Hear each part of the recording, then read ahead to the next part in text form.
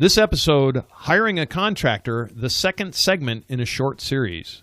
The Handyman pros continue the discussion on hiring contractors, what you should be concerned with, and how to avoid potential problems.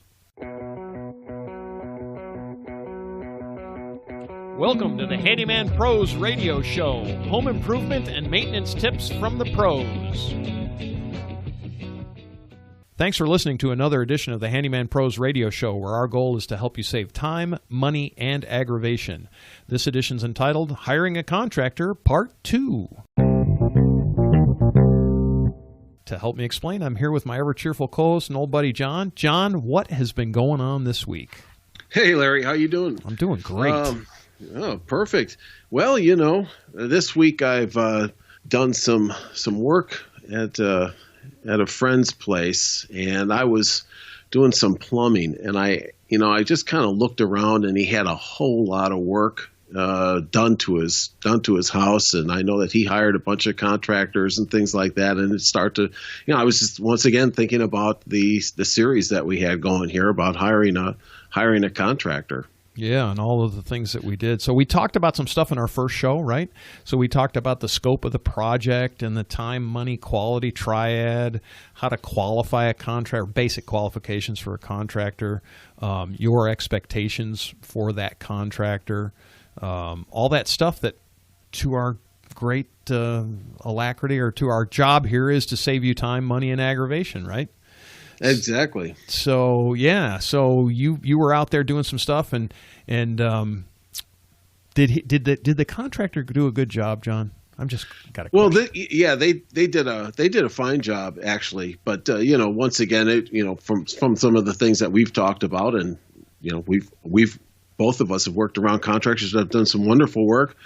Some of them that it's the good, bad, and the ugly. And then, as you know, we've followed up on some that have kind of even just left the job undone. Yeah, and so that's the purpose of this series. So one thing we do want to say, if you haven't listened to the first show, it'd be really beneficial to go listen to the first show before listening to this segment, because we did discuss a whole series of things just on basic qualifications and considerations for doing projects. And when we say projects too, John, what are we talking about? We're talking about we're talking about some pretty hefty some remodels and things like that are multi-day, maybe even multi-week type of projects, bathrooms, kitchens, those type of projects. Yep. And so to do this, I guess we were going to start off with a story, weren't we, John? Yeah, that's right. And so, Larry, I know you had your bathroom redone, and I thought that'd be a great way to kind of illustrate, as we roll through to this segment, kind of look at that bathroom remodel that you've done. So maybe you can describe that a little bit for the audience. Yeah. So we bought a house back in 2013, and we, through the years, have wanted to redo the bathroom, and so in this process, I'm just going to kind of go through what we had. So this is a downstairs room, and it happens to be on a concrete slab just to lay the groundwork. It's a half basement, so the house sits in a hill, so it's kind of I don't want to say it's subterranean. It's not. It's semi-subterranean, and the bathroom was up against the back wall of the house, and it was kind of your typical bathroom. It had a vanity, a toilet, and then the shower. And it also had a room next to it that had a closet, and it was a very, very, very small bedroom. And so we got into wanting to redo this bathroom because we're making this into our basically our retirement home. And so in that process, we started looking at it. And I guess the significance of this story is we're just going to kind of talk about some of these general things, and then we'll get back to the details, and we'll get you into details. But in this bathroom, we decided we wanted to reconfigure this bathroom. Now, folks, when you're thinking about doing a major remodel, especially like in a bathroom, it really doesn't matter what you're talking about. But if you want to reconfigure the house, there's a whole lot more to think about than there is if you're not reconfiguring. Meaning, if you're going to redo a bathroom and you're just going to have everything where it is, that's a simpler job than if you're doing what we were going to do. So my thing is I hate the toilet next to the shower and next to the vanity, right? So I wanted to move the toilet into its own separate room, and then we wanted to expand the shower. And so we ended up with this what we did is we actually took the closet from the small bedroom and we expanded out. The way the house laid out, it just was like a perfect fit. But in this process of reconfiguring, we also had to actually cut into the concrete slab and run some 4-inch pipe over to replace the toilet. Made it a little bit more expensive, but it was really a much better configuration for the thing. Now, coming to hire the contractor. So we had a personal referral from a guy that we knew who does really, really good work. And he is a very, I want to say, we've known him for a very long time. And we're actually going to, John and I are going to talk about how to hire somebody either on referral or if you don't know anybody, other ways to get into that. That'll be a part of this show. But I happen to know this guy. But the one thing that we've learned in dealing with him and also from the standpoint of being in the contracting business is there's a whole lot of things, and we're going to get into some of these things too, where we had a real complete description of what it is that we wanted to do with that bathroom. It made it easier for him. We also knew what materials we wanted to use. There's just a whole lot of things that came in, and ultimately this job came out to be a fantastic remodel. I mean, John, you've seen it. What do you think? It turned out really nice, and so you really walked into this with a really clear vision of what you wanted, the materials, the configuration, and just that vision, so that you could impart that vision onto this gentleman that you hired. Yeah, and yes, we did. And I guess from our standpoint, John, and I ask you this too, when somebody comes and they want you to do I'm going to call it, in the handyman business, we occasionally get what we call complex jobs, which are a little more involved than, say, changing a light fixture or something like that. But isn't it helpful, John, when somebody calls you and they have a clear vision of what they want for you? Absolutely it is, and that's something that I will almost always insist of. What are you thinking here? What are you trying to accomplish? Yeah. I don't like to leave anything up in the air or to my decision making. For the individual, because it's not for me to decide. I can make some suggestions, but they need to have a vision, because you're right. Sometimes we do get into some more complex things that we do that do require that. Yeah, my favorite statement on the contractor side, on being a contractor, right, is that I don't live here. I'm not living here. So it's, for me, I use that a lot with paint, because I am not, paint to me is just whatever. And you have to live here, meaning my customer, you have to live here. You need to pick your paint colors, because I don't have to look at it every day. I paint it on there, I'm gone. You have to look at it every day. So what our point here is to really think through this job, get a great description. And when we talk about description, it's got to be something that you can impart to somebody else, right? To a contractor. I'm a big believer in putting things in writing. I don't know if you are, John, but I think it's easier sometimes to sit down when you're going through this stuff and actually maybe sketch it out or actually write down a description, kind of thing. Absolutely. Absolutely, and I think that you were telling me earlier that you actually had some pictures, or you searched the internet for this remodel. Yeah, That you could clearly show somebody, hey, this is the way we want it to. I mean, I think that's brilliant, because when you stand there in front of somebody and you just start to kind of try to do a vision together, it's one person sees one thing and another person sees another thing. So. Absolutely. I was going to say, and John, and you know this too, you've had people come in and they show you pictures. They say, I want it to look like this. You're like, rock on, baby. I can do that. Right. I mean, I can do that. And that's, you got to understand, I guess, that hiring a contractor is really getting a partner, right? I mean, you need this partner to build your vision. Do you agree with that? Yeah. And so with that, clarity is everything, right? And because we all work, John, we all work in our own little world. And I mean, we do things the way we do things, the way we've been taught, the way we've learned over the years. And it might not be what you're exactly wanting. So basically, the most detail, get some pictures, get a good description so that you can help out the contractor. And let's talk a little bit about materials, John. How many different materials are there for any given project? I mean, how many sources of supply? Hundreds. It's thousands. Ugh. It's really endless, and there's all kinds of different types of materials for different types of jobs and different levels of building. Yeah, there's very expensive materials, and there's very inexpensive materials, and and I think in our first series of this is where do you fall out in buying those types of materials, and how much do you want to spend? Right, and even in certain brands, there's grades in different brands. So Absolutely. so there's an inexpensive level, a medium level, and a very expensive level. So be really clear about your materials. Really have it back to this whole vision thing. Have a good idea. It'll help that contractor create. We'll get to this probably in another show, but it'll help that contractor create a realistic quote for you. Because I think one of the last things, and we'll touch on this later, but one of the last things you want to do is have somebody give you a lowball quote and then start doing add-ons in the fact. But we'll get to that in the next show, I think. Quantities. One thing about materials, John, and you and I, we always kind of laugh about this. Contracting or home building in general requires really much more in the way of quantity than you think. And John and I, we just did this flooring job, right? John, how much quarter round did we need? A lot.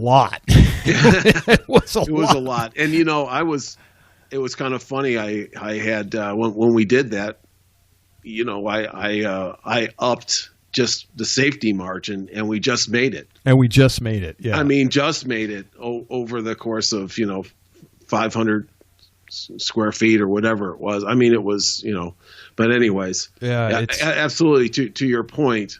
There's all these kinds of considerations, and good contractors, and your vision should match all that, as well as how much these the quantities. Yeah, and just kind of on the material side too, a contractor wants to have enough material so he doesn't have to go get more, because that slows the project up tremendously.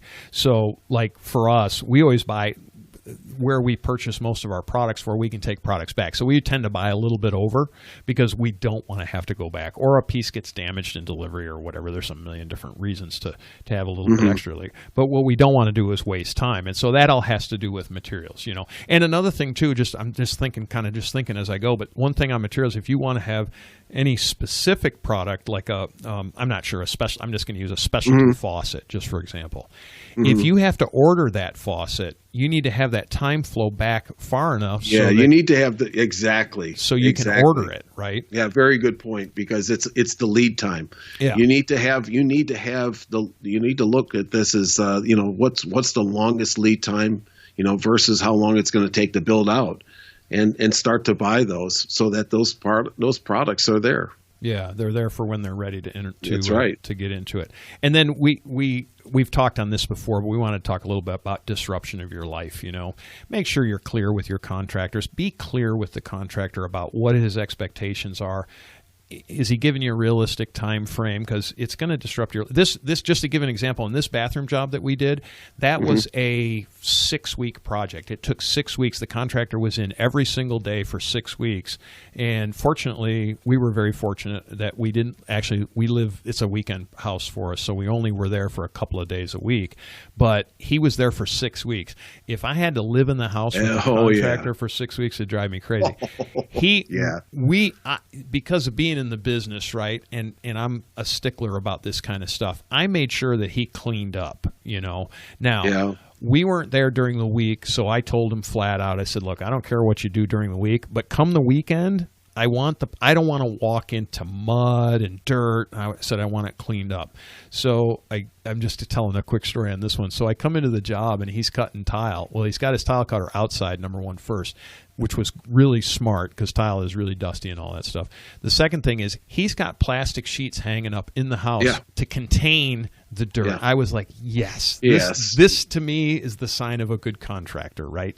So he's limiting his cleanup. And then the only other thing, and I think we discussed this in the last show too, but I want you to understand, make sure you have a very clear understanding of that this is, make sure you understand, if you want this to be a turnkey project, meaning when they're done, you can use it, whatever it is that you're doing, you want that in writing. And I'm going to tell the story of, I had some people call me about putting a shower diverter valve in, because they had their tile redone in their shower, and the tile contractor, didn't change the diverter. He didn't even put the door up on the shower, and he wouldn't replace the plumbing fixtures back for the tile. And John, have you ever seen that with a shower diverter? Yes, I have. And it's what happens. Yeah, it can be a mess. And what are you going to do? You're going to have to, if the old diverter's still in there, knock the tile back out and put a new one in there, or go through the wall on the other side. Well, or the guy goes through the wall from the backside, changes the That's diverter right. out, and leaves a what in the drywall? Yeah, Hole. big hole in the drywall, and then you're stuck, and he's not the drywall guy. Yeah, he's not the drywall. So even on a simple project, right, or relatively simple project, make sure it's turnkey. Is this thing going to work the way it's supposed to work when we get done? So, all right. So that's kind of the description of the project as far as I see it. Did we miss anything, John? Is there anything we missed? No, I don't think so. I think, just to recap, be aware of the entire project, and have a very solid vision that you can help impart with the contractor that you're going to hire. Yeah, and get really specific, pictures and right. concepts and ideas, and because right. it really, the only person you're helping is yourself. I mean, you're going to make it. John, let's talk a little bit about change orders, just because, right? Do we like change orders? yeah. So if you're going to change something, if you have to rebuild it twice, guess what? It's going to cost a lot more money, and time, and aggravation. So if you have a very clear vision to begin with, and you have all your ducks in a row, you're good to go. But if you don't, and you start to change things along the line, that's just be prepared. John, as a contractor, do you like customers that come in with change orders or not? No. No. As a contractor, like I said, it's going to cost a lot of money. So if you have to do that to a contractor, the contractor is going to say, okay, well, it's going to cost you a lot more money. Fine by me. But just realize what's going to happen in terms of the time and money. Money. Yep. For sure. So, all right. So in this case, I did this bathroom, and I happen to know this contractor. But let's talk about, John, if you didn't have a contractor, where do you start? Yeah. So, it's like buying anything really as a big purchase. This is certainly one that you want to go to your close friends, your advisors, your personal advisors, things like that, hey, can you guys help me out? Can you, I'll search the internet. Can you give me some referrals? I might go to, some online things like a Nextdoor type of app, ask the neighborhood. Yeah. Go your network, right? You're talking about your network. Yeah. Your personal network, right? So I always start off asking who, everybody knows somebody that's done a project that's similar to yours, right? So, in this case, the bathroom that we had redone, actually, my wife's sister had her bathroom redone, so that was the place that we started with our referral. We asked her, and that's how we actually found our contractor, because he came in, and we'll get into the other things of why we hired him as well, but he was a personal referral, and we could go down and actually go see the work that he did in her, well, we actually had seen the work that he did in her bathroom, right? So we knew we had somebody that vouched for him, and she told us we'll call it the good, the bad, and the ugly. I love my contractor, but like so many contractors that work alone, and I know I even fall into this thing, he really likes to talk. And when he and I get together, there's a whole lot of talking and not a lot of working. So I'm just saying. But that on that personal referral, I knew that before we started, and so we also got to ask questions of my referral source, basically, about tell me about like his personal care. I knew he cleaned up before I had to tell him that. That was a part of what she told me, is that he cleans. He cleans up. He does great work. He this and that. He doesn't leave the place a mess. He doesn't park his truck in the street. Stuff. It's all those little things, John. Right? We talk about that. Yeah, and I think you're hitting some really valid points for the folks out there to consider when you're looking for people like this. Number one, you're getting names. Number two, you talked about going and actually seeing, there's one thing to be a referral. There's another thing I think we touched on in the first one was that, go see the work. But I think now, it goes beyond that. You're actually asking some other questions. How is he when he's on the job? Is he cleaning up? Communicating with you is, when we get into those kind of things. But I think there's a lot of points here that you almost need to have like a checklist that you don't want to miss anything when you're asking, your referrals are going and seeing, ask them, because we're going to be talking about is just to set these expectations, because we just talked about disruption in your life, and you want to lower your stress and your aggravation. Yeah, it all intertwines, right? It's all kind of part of this Absolutely. process. So if you don't have any, like just for example, say you ask everybody and nobody seems to get a fit, you'd already talked about doing like online searches and things like that. So we know you can go out there and you can do searches. You can always go to Google. You can look for blog posts. You can do all that kind of stuff. We wanted to throw out I was thinking about a couple of other things that work that are kind of more like trying to get a personal referral, right? And one of my favorites is contact the employees and owners of independent local hardware stores, right? So if you have a local independent hardware store, and John, you do a lot of work with one of your local independent hardware stores. I do, yeah. And those guys are generally really professional. Would you agree with that statement? Yeah, and they know the ins and outs of what's happening in and around their area. Yeah, they're really very, we'll call them local. And we described in our first show that you really want to hire. It's better to hire people that are local for a myriad of different reasons. We won't get into that. We talked about it in the first show, but those guys are all local. They know all the local guys. That's right. They also aren't they putting their reputation on the line? Yeah. So. As a general rule, that's a place that I go to talk to those guys and girls. I shouldn't say it's not all guys, but talk to the business owners down there, and they'll help you. Blog posts are good. I always think if you look for a guy that's actually engaging in the local community and he puts out blog posts on, I know I do it, I know you do it. We put out things like how to maintain your house. We do it here for the Handyman Pros Radio Show. Things that are basically free, for lack of. Yesterday I taught a woman how to change her seals on her door, because I was like, this is a simple job. You can do this. She was kind of handy, but she was like, how do I get these seals out? The door seals that just go around. Yeah, sure. And I showed her. I said, here, I'll teach you how to fish instead of get. I said, I'll teach you how to do this, and you don't have to hire me to do this. So it took me 2 minutes. I taught her how to do it. She's like, oh, I'll get that done this weekend. I was like, boom, done. But blog posts are the same kind of thing. It's especially local stuff. There's Facebook, there's Nextdoor, there's a couple of other social media platforms. I personally like those kind of local-oriented ones. Like there's one here that has the local group, or the Facebook group that's local to me, and then Nextdoor is really local anyway. Mm-hmm. But lots of good reviews and stuff on those. Do you agree with that, John? I mean, you get a lot of work from Nextdoor. Yeah, I would say that is correct, and it gives you a great starting place. You're going to get a myriad of answers coming back, names and things like that, which is great. And then it's up to you to weed those down and carry on with your the process of vetting. Yeah. Yep. And I'm also big on like looking at local advertisements, right?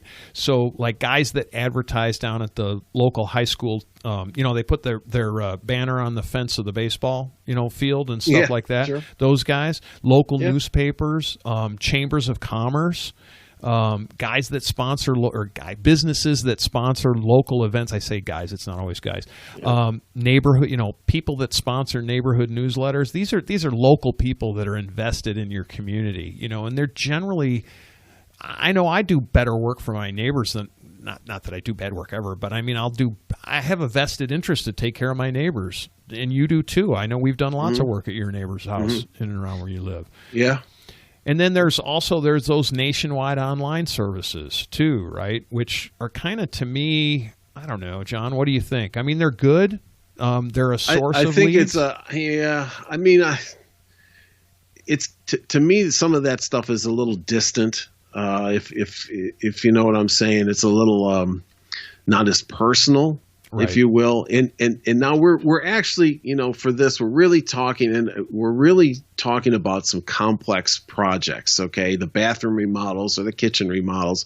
So you need to be very careful and really vet people out. You might find some names through there, but these are more of the services that, you're going to call up or email, and they're going to send somebody out. And the idea there was, hey, you hired me already for a job. So I don't, I think you need just to be really careful. It's a more involved process. It takes longer and that kind of thing, because we know, because we've used some of those services, that the contractors pay for the leads, right?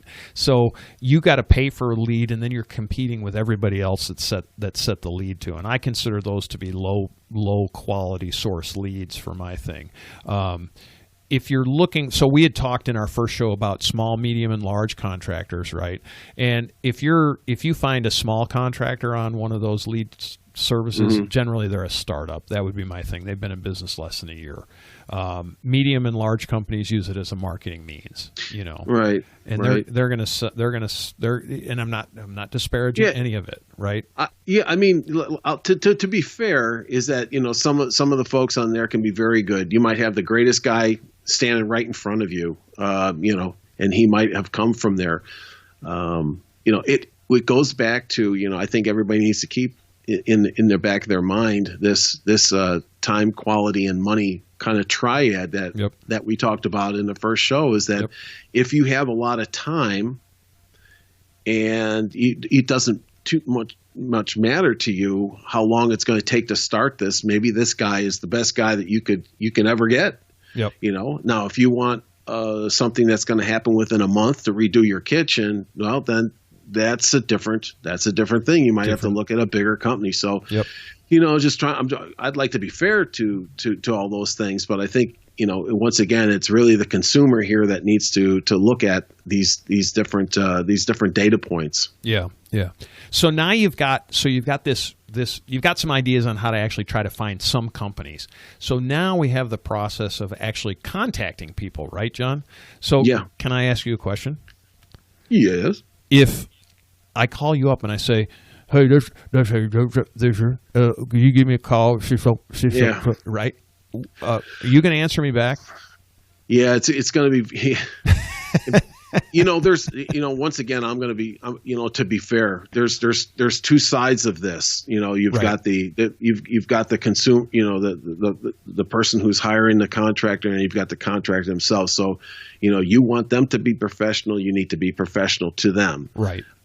So when you do contact them, be very clear, where you're at in the process, what you're trying to do, and go through the whole process then about meeting them and understanding what they're about, and they're going to try to understand what you're about, and then all things that we just talked about, the vision. And let's get right to brass tacks, right? I mean, the reason that we have you write out that clear description and get a good several sources of lead sources so that you now can go and actually you have this, we'll call it a process, right? So you have a detailed description. You can describe what you want done.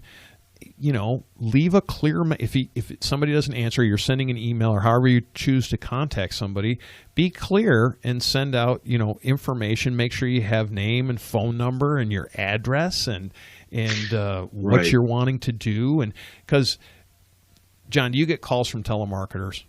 I get a lot of them. And this is that's a great point, Larry, because you need to bring this up. If you be very clear and upfront of who you are, because everybody is just going to, in this day and age, is just going to start to blow away, voicemails, because we all get so many robocalls and things like that. So, I think a couple other tips when you call. Be very clear to these folks where you're at in the process. I just mentioned that earlier, but it's. Are you ready to start right now? Are you trying to vet some people? Are you trying to meet some people to understand? Because they would like to know where you're at. They will help you as much as they can, but all the information that you give them when you try to contact them is just better for them to communicate back to you. Right. And to use the bathroom remodel that we did, this is just my personal story. We booked our guy out. It was 4.5 months before he could I know start. you did. Yeah. You know, it took 4.5 months before he was available to actually start our job. He was on another job. It was a bigger job, and he was very forthcoming with that. But it was really, really important, and it would be the same thing for you. I mean, I know for me, John, when I take a job, I like I say to people, well, when do you need this done? And they say, well, I need it done today. I'm like, yeah, I'm booked up for the next whatever it is. Week or whatever. Exactly. Yes, that's exactly right, and that's why I say when you go and you talk to people about, especially in a complex project or comprehensive project like that, is that you need to let them know, because they've got their schedules, and so if you're talking about smaller folks like you hired, right, and didn't mind the wait, right, or there's other folks out there that are listening that they want something done sooner, so they might have to go and contact people with more resources that have the bigger companies, which is fine. Just know what you're getting yourself into in terms of the time frame and the money and things like that. So be clear on that. One thing I want to talk about, just emails and text too. Okay, so I get a lot of customers that contact me by text, and I don't have a problem with text. In fact, text is great, but text is really great for small, like, snippets of words, right? So, hey, I'm thinking about doing this. This is my personal preference. I don't know what your preference is, John, but you can tell us when I get done. I don't want the whole synopsis of the job in a text. Send me an email with that. So if you want to add pictures and all that, send me an email. Now, if you're just talking about, like in the handyman business, hey, I want this light fixed, and they shoot a picture of the light. Yeah, that's cool. I'm okay with that. But when we're getting into these big complex jobs, think about it as more of an email where we've got data points to tick off and really look at, but same process as the phone, get detailed and all that, but send that as an email. What's your opinion on that? So there's been this trend, especially with some of the younger crowd, is that everything's done via text, which is fine. The issue with text, though, when you think about it, is that you really can't put it all together in a document. Right. Yep. And that's the biggest problem with text. So, as you stated, if it's like, hey, I just want to, flash me a picture of the fan that you want to replace and the one that you're replacing it with and where it's going, fantastic. But if we're talking about one of these bigger projects, we're going to want an email trail and something that we can put together for a variety of reasons. But I agree with you 100% that email in a bigger project like this is the way to go, because there's so much information that's going to be going back and forth, and the length of time, and you just can't store text in a logical sequence in a book, if you will, type of thing, versus email, because text really gets scattered all over. Yeah, anyway. That's our suggestion. That's my suggestion. I think that's John's suggestion as well. Yeah. So at that point, there should be some you can do some emails and stuff. We just wanted to stress one thing is, if somebody comes out to your house and they're like, say you get through all this, you're going to have somebody come take a look and give you a quote, right? They should send you a picture of themselves or whoever's going to show up, right? Do you agree with that, John? I do. If somebody hires me, I usually, yeah. Halloween again? I do. And the other thing I always tell people, and they're kind of like, hey, I never thought about that, is I always say, what, I drive, this type of car. Yeah, that's a good one. So when you see that pull up on your driveway, you're going to know who it is. I just want you to know, so that there's going to be no surprises. But I think to your point, the more information that you can provide somebody along those lines, that it's I think it gives everybody kind of a safety measure. Yeah, there. It's about safety. That's well intentioned and so. Well, this is going to be a great place to break. In the next installment of our series, we're going to talk about the money, about getting quotes, about contracts, and all the kind of some of the real heavy details of what happens once you get through all of the process that we've talked about in the first two shows. So we hope you've enjoyed this episode of the Handyman Pros Radio Show. Join our Facebook page at Handyman Pros or send us an email at questions@handymanprosradioshow.com. John? The spaceship has landed, Larry. Man. Do we look at it? No, we get the tools out and take that bad boy apart. We're ready. Ladies and gentlemen, if you've enjoyed this podcast and have derived some value from it, here's 4 things you can do. 1, tell your friends about this podcast. 2, hit subscribe on your podcast player. While you're there, leave us a review. 3, subscribe to our newsletter by going to handymanprosradioshow.com and click on the subscribe button. We'll inform you of upcoming events, shows, and give you actionable tips for maintaining your home and property. And 4, send us an email with your questions to questions@handymanprosradioshow.com. That's handymanprosradioshow.com. That's our show for this week. Thanks for listening. We'll see you next week on the Handyman Pros Radio Show.